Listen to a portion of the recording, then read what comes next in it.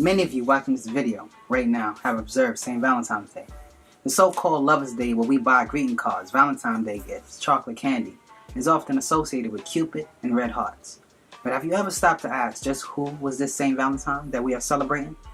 Allow me to take you on a journey of the real origin of Valentine's Day. We the veteran, never be lesser than both African and Native American.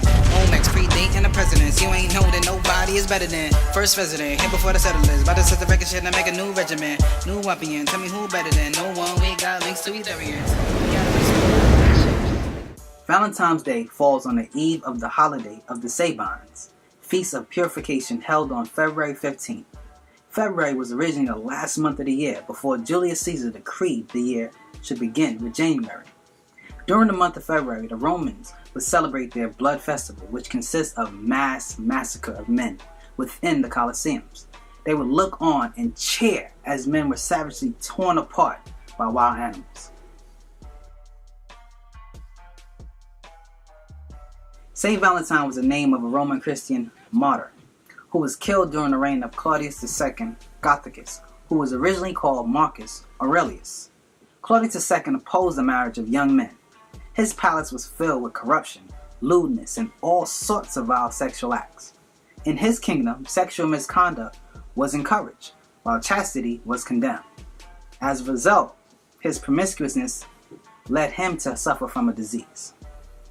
Now, the Christian martyr, Valentine, had been portrayed as a Roman priest as well as a bishop. At the time of Claudius II's rule, Valentine would secretly marry young couples, thus breaking the law of the land set by Claudius II. Valentine believed that he was inspired by an angel named Cupid to rebel against Claudius II's tyrant rule. After Claudius II found out about the secret marriages, there was a massive search for all that participated.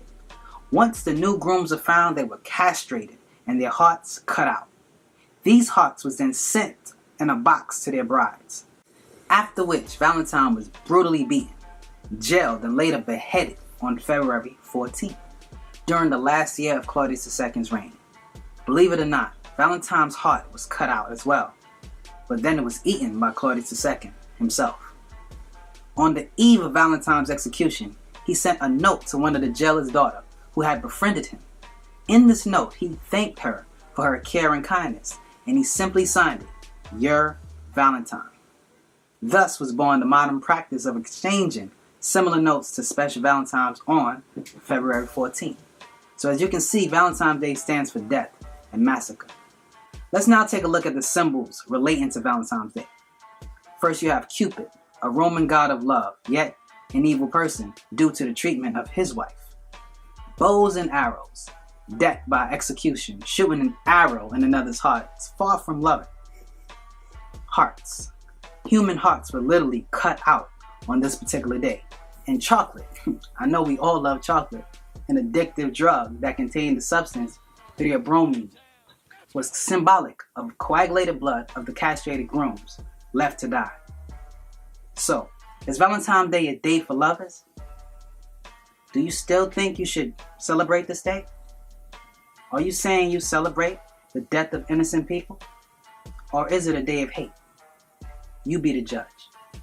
I'm Kef Ray, and this is Back to the Basic. If you liked the video, please share it and hit like.